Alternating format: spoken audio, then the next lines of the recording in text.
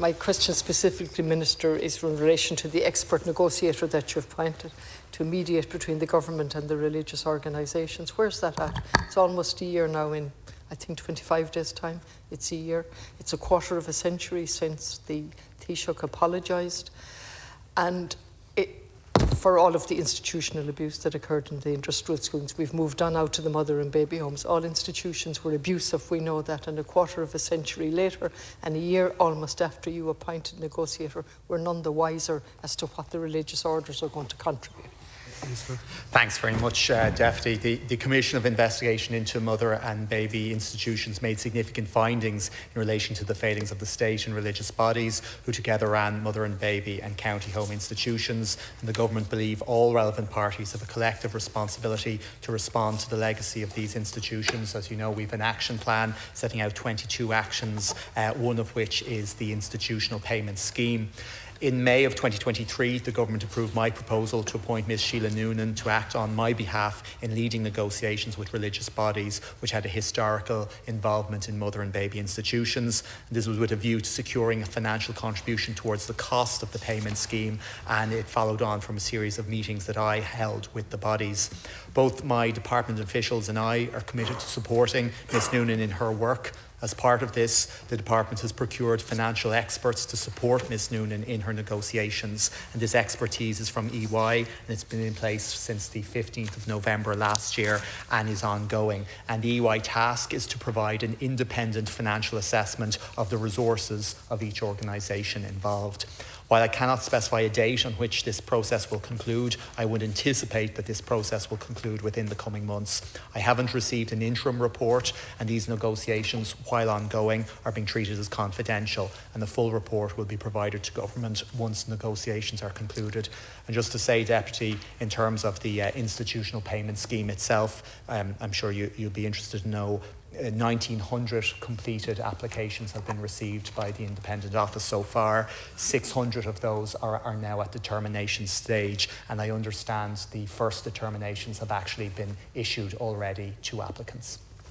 Thank you, Minister, and thank you for that welcome update in relation to the number of applications. But I'll repeat, it's a quarter of a century since the apology, and every step of the way with every redress scheme, all of them have been faulty, including the one you're standing over, which is unfair, unjust, and excluding thousands of people. I think it's 24,000 people. It's excluding those who suffered because of their race, and it's excluding those who are boarded out. You know that. And so the figure that's been allocated is 800 million, not all of which will go to the survivors that apply, because there's administrative costs and legal costs. That's the background.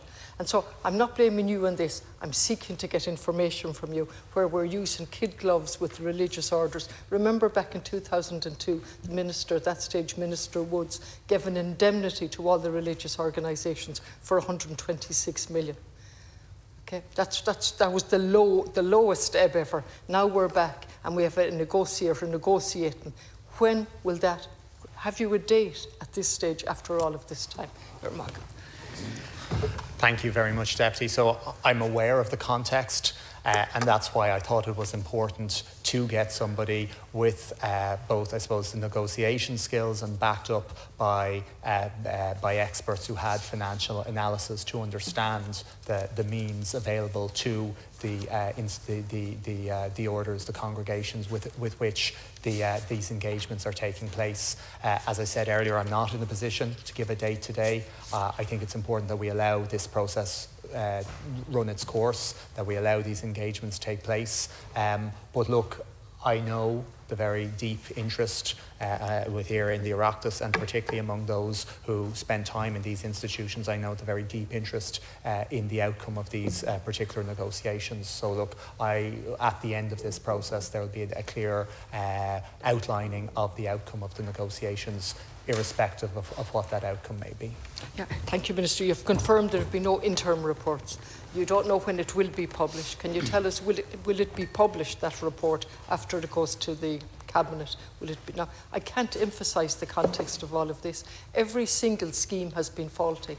And the religious orders, and I'm great admirers of them, they do great work. However, they were particularly they're not good in relation to the institutions, let me put it at its mildest. And so we're treating them with kid gloves after a deal was done well before your time for 128 million with an indemnity given to them. Utter respect through each report. Remember the Mother and Baby Home Commission, and we call the evidence from the survivors contaminated, while great respect was given to the evidence from the religious orders and the social workers and all else. So all of the time there's been a huge disrespect and an imbalance of power.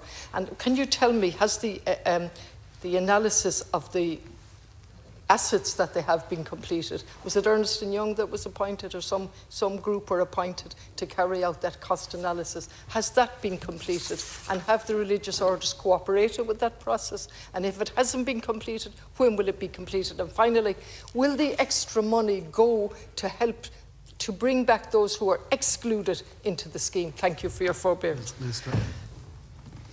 Thank you very much, Deputy. So the Ernest EY have been involved in this process since November of last year. And as I say, their task is to provide an independent financial assessment of the resources available to each of the organisations involved. I'm not aware if their analysis has been completed at this time. You asked, will the report from the negotiator be published at the end of this process? That'll be a matter for government to make a determination on. The report will have to be brought to government. I think it would certainly be my recommendation that we would publish the report. I think it's important in terms of the transparency of this process. But I think it is also important that we have a final report. I don't think interim reports are useful in these particular situations, particularly when a negotiation is ongoing. And while I hear your frustration and the frustration of others, I don't believe in giving a running commentary in a negotiation process. I don't think that helps its long goal, its long-term goal.